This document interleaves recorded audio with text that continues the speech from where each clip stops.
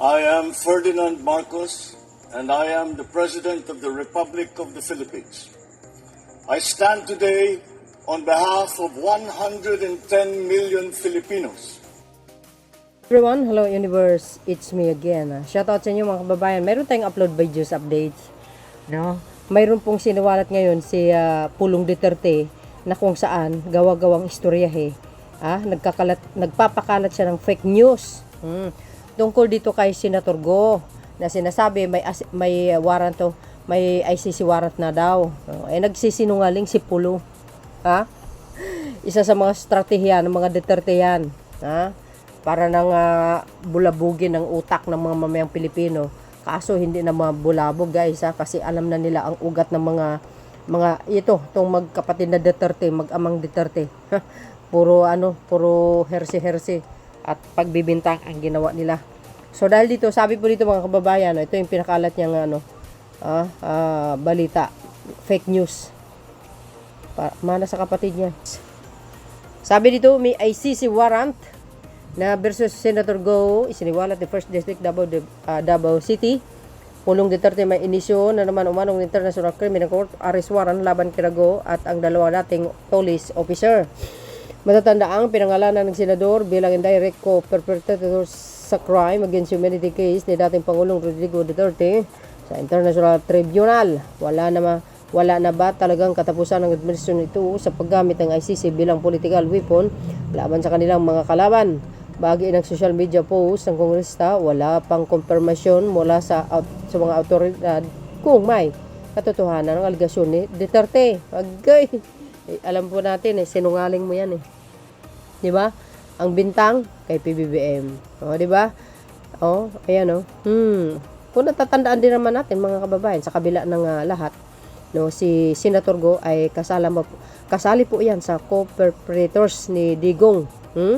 Sa crimes against humanity, ICC warrant versus Go, dalawang iba pang inisyu ng Representative Duterte. Ayan kahapon po 'yan. Yan ang pinakalat niyang fake news na kung saan wala pa namang inisyu ang warrant ang ICC. Wala pang inisyu ang ICC tungkol dito kay Go. Nagsisinungaling si Duterte, nagpapakalat na naman ng ibak sa social media. Yan sila. Pero mga kababayan, kung mayroong kung mayroong ICC warrant, ito si Go, siyempre malalaman naman yan. Mismo sa DOJ o kaya sa DILG o galing sa PNP, siyempre kung darating man ang panahon na yun, karapatan ng ICC yun kasi nga kasama ito si Go, pero as of now wala pa naman kaya nagpapakalat ng fake news ito si Pulong Duterte.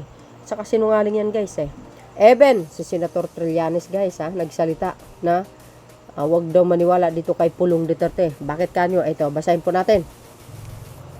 Ito po yung sinabi ni Senator Trillanes. Huwag kayong magpapaniwala dyan kay Pulong. Wala pang ICC warrant na lumabas para kanino man. Kung may lalabas man, later on, siguradong di niya malalaman yan. Gaya nung di nalaman ng tatay niya na warrant na siya. Yun former Senator Antonio Trillanes. Default, June 18. Pinalabas lang kanina to, So, sinupla si Pulong. Sa kanyang tawag dito, fake news. Ito po ay courtesy po ng politiko. Huwag kayong papaniwala dyan kay Pulong. Former Senator Trillanes is urging the public not to believe claims made by Davao City Pulong Duterte about the latest string of arrest warrant supposedly from the International Criminal Court. According to Trillanes, the International Court has not yet issued any new warrant in connection with the deadly launched by the Duterte administration.